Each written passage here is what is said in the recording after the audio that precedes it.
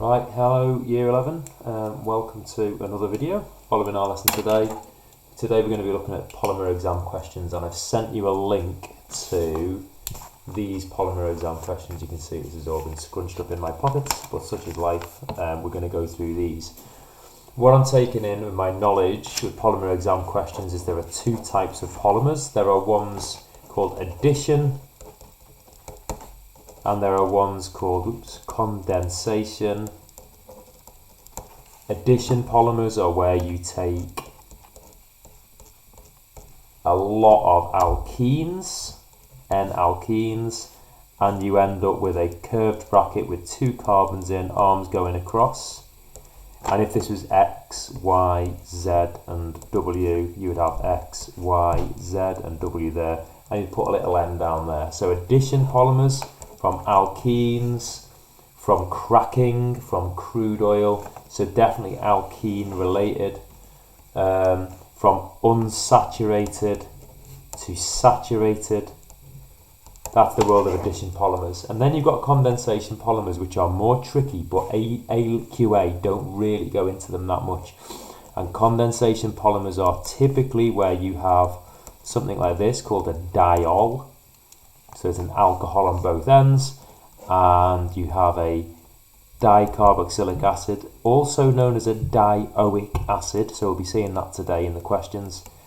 And what they do is they react to form, they kick out a water when they react, and they form, it happens here as well and here, we did this in lesson today, and you get a chain where you have an ester group in the middle, like that, and then there'll be another C double bond over there, and another ester group there, and another one of these here, and etc, etc, etc, and you make a polymer that looks like this. There's the ester group, there's another ester group.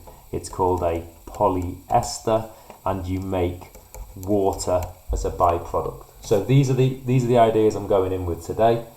These are made from alkenes, these are made from alcohols and carboxylic acids, diols and dioic acids, or dicarboxylic acids. So should we just get on with it?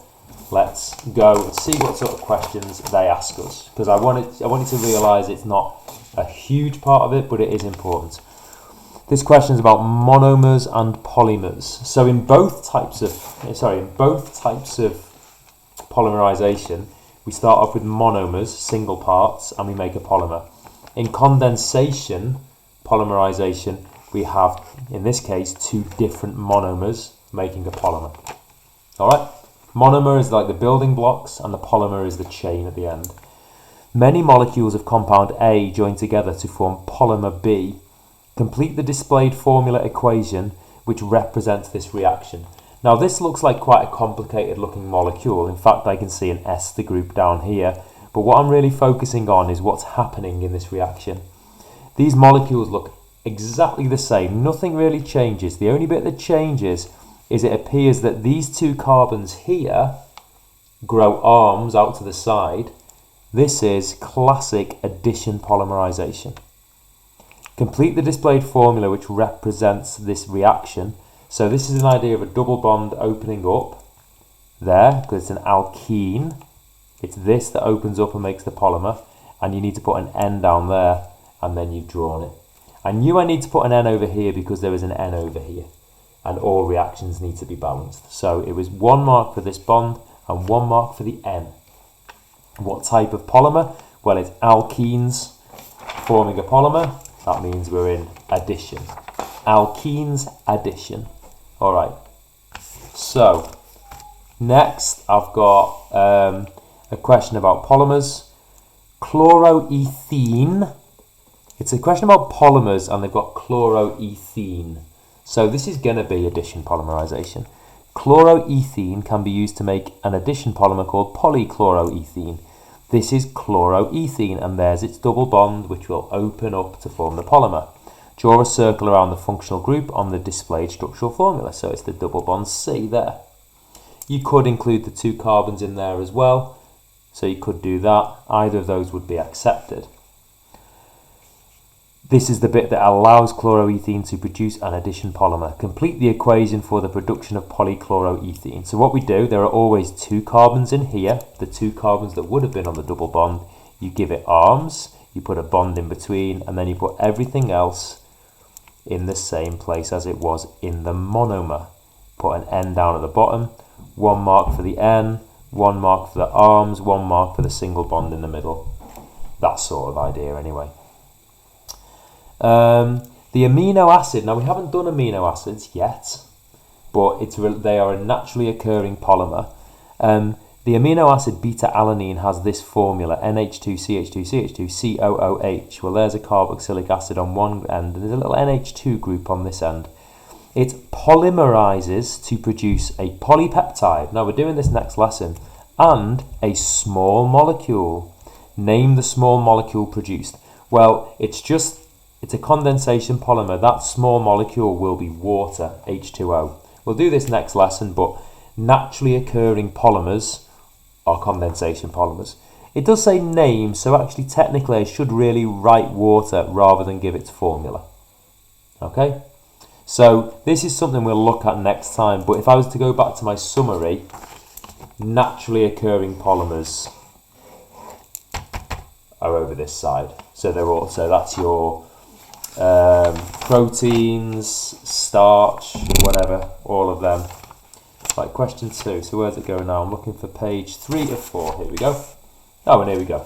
So it says this represents part of a naturally occurring polymer. Now, remember, we haven't done this lesson, but it's a naturally occurring polymer produced from glucose. Now, for those who are interested in biology, hopefully, what we've got here is a glucose ring, and another glucose ring, and another glucose ring. Draw a circle around the repeating unit. Now I'm looking for something that is a repeating pattern, so I'm going to start my circle over here, and I'm going to cut this CO bond between 2 of these rings. There's a ring, there's a ring, there's a ring. So I'm going to cut that CO bond here as well. I'm making sure I don't include this oxygen, this repeating oxygen twice. So that is a repeating unit. I could have moved it all across one bond like this if I'd have wanted to. Alright, I could have done it at the start, but I'm just making sure I don't include the same atom twice. Suggest the identity of this polymer. Well, we haven't done it yet, but it's a polymer produced from glucose, starch. Hopefully you know that anyway from biology. You could also have cellulose. Alright, that's next lesson. Next lesson. Very, very quick. We just do a little bit about naturally occurring polymers, but you probably had a good go at that anyway. Next question, question 3. Surfboards are made from polymers. Surfboards have a polystyrene core. Styrene, that's an alcohol. Sorry, it's not. I didn't mean that. I meant an alkene. I'm tired. They have a polystyrene core. So we already know we're in the world of addition polymers. And you can tell this is the type of formula you get with an addition polymer. Okay, like that. There we go. They look like that. Figure 3 shows an incomplete displayed structural formula of the monomer. So if this is the polymer, all we're going to do is we're going to bring those arms in. If you remember the lesson, we talk about arms. Reinstate the double bond, get rid of the brackets and all of that. And that's all I've got to draw. So, double bond, the monomer will have the double bond. Like when you were in class, you had your arms folded. Down, down, down, down. 2 marks. Easy peasy. Complete figure 3. Monomer styrene. That's all I need to do for 2 marks. I think 2 are the easiest marks on any chemistry paper. Hopefully you would agree. Now, before I even read this is looking very much like our notes from today about condensation polymers. We have a diol and we have a dicarboxylic acid. So I know we are going to be making a polyester. Look in your notes if you're unsure. This is going to make a polyester because we've got an alcohol and a carboxylic acid making ester. The outer skin of surfboards contains a polyester. Look, I predicted that. 2 monomers, A and B, are needed to make the polyester. Look what they're calling them. Monomer A and monomer B will join together to make the polymer, the polyester. Name the functional group in monomer B. COOH, that is carboxylic acid. Monomers A and B join together to produce a polyester and a small molecule. Name the small molecule. Water. I prefer you named it rather than said H2O, which is not a name. Alright, all looks pretty simple, doesn't it, so far? So it doesn't get much more complicated than that. It gets a bit more complicated, but not much. Right, what page was that? That was page 4, so I'm looking for page 5. Here we go. This question is about polymers. Name the monomer used to form polychloroethene. Alright, get rid of the poly. The answer is chloroethene. Please write it on the line, don't do it like that. Figure 1 shows the equation for the formation of polychloroethene. Complete figure 1. Well, figure 1 is going to be made from the alkene, so you put the double bond in there. They've got an N on this side, so we need an N on this side. This side is now complete. Now I need to show single bond and arms going across. 3 very straightforward marks. Polychloroethene is the only product. What type of polymer is it? Addition. Alright? Because they literally just add together and nothing is lost. No water is kicked out. Ethane diol. Ethane diol. Now this is one of our diols. It looks like this from our lesson. Reacts with butane dioic acid. Alright, so again we got one of these. Dioic acid. I said dicarboxylic acid or a dioic acid. To produce a polyester and a small molecule, which is water as we know. Figure 2 shows the formula of ethane diol. Name the functional group present. The functional group is that, and the name of that is alcohol. Alcohol is the functional group in ethane diol. I know there are 2 of them, so we don't say diol, we say the functional group is an alcohol. Alright. Figure 3 shows the structural formula of butane dioic acid, and notice it's got COOH on each end, which I could draw like this. But it's not, it's drawn as COOH. So reiterating the fact that you need to recognise that as a carboxylic acid. Which formula represents the carboxylic acid functional group? This one, COOH. Alright, that's all. Figure 4 shows part of the structure of a polyester. So we drew something like this in lab, but all they want us to do is finish off the bonds. So this C with an O up there, that must be the double bond O. So what we're doing is making sure we can draw double bonds and single bonds. So just want to remind you, oxygen can form 2 bonds. So there's 2 bonds to that oxygen up there. Carbon forms 4 bonds, so it's forming 1, 2, 3, 4. Oxygen forms 2 bonds. We've already drawn 1, so there must be another one there. Right, that looks fine to me. 2 marks. 1 mark for the double bond, 1 mark for these single bonds. And you've drawn the ester functional group. Didn't ask us to circle it, but there it is. Name the small molecule produced when ethane diol reacts with butane dioic acid. Water. 3rd time in one booklet. It seems that they like that question, so, you know, we're learning, aren't we? What question was that? Page 6. Page 7 I'm looking for now. Here we go, page 7. This question is about polyethene. Okay, that's addition. Because I've got ethene, an alkene, and polyesters. So there's condensation. So I'm ready for a good quality polymer question about both types.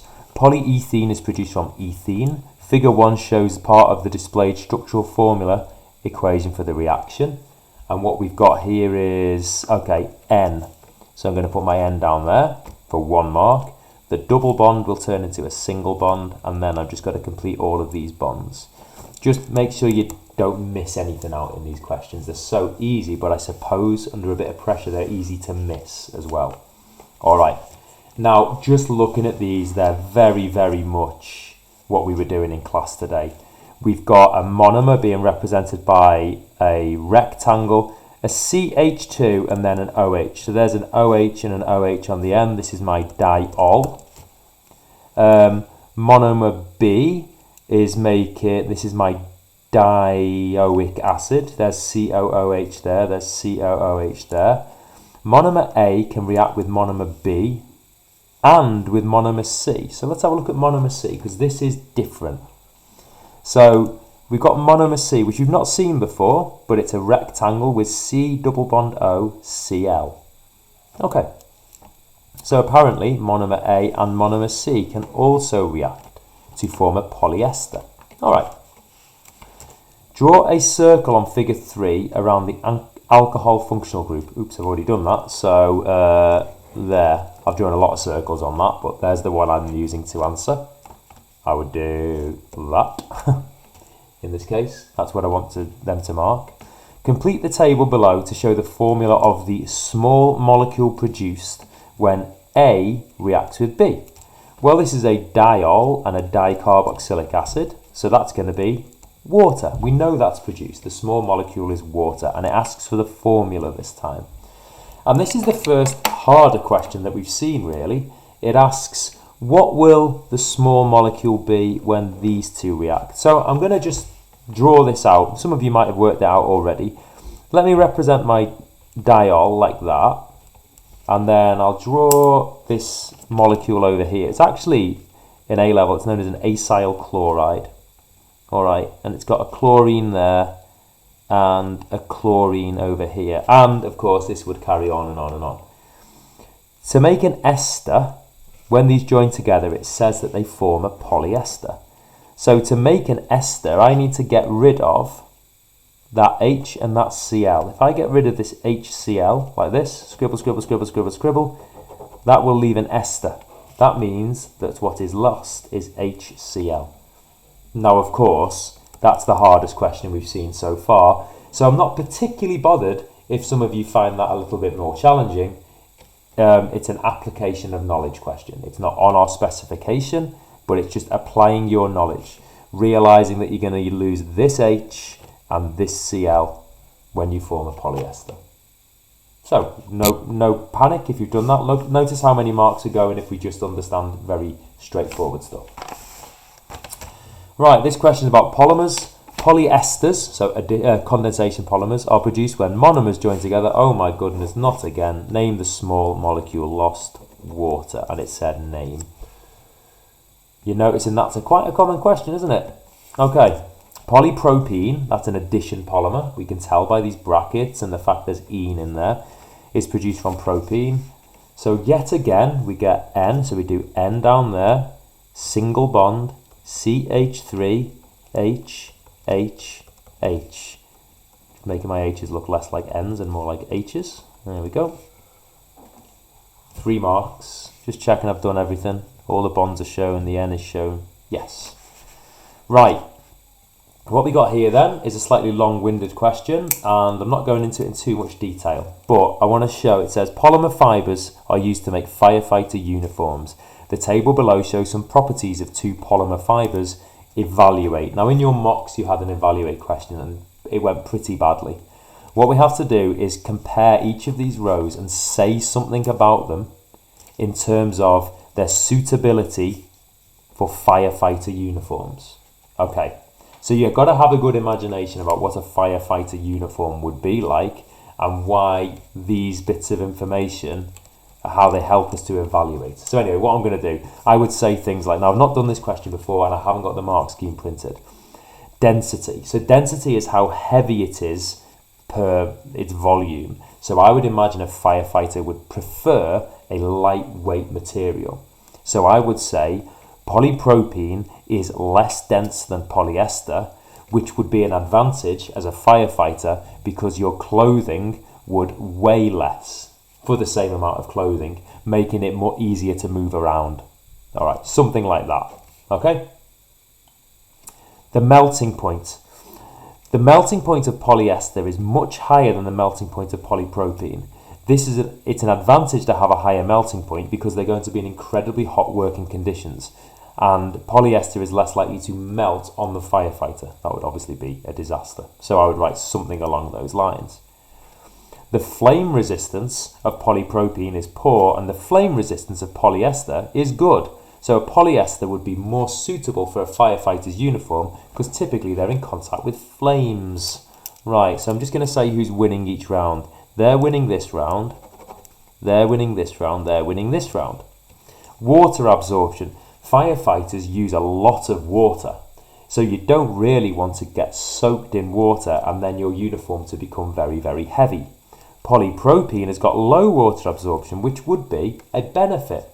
So polyester absorbs water. So what you have is two good things for polyester, two good things for polypropylene.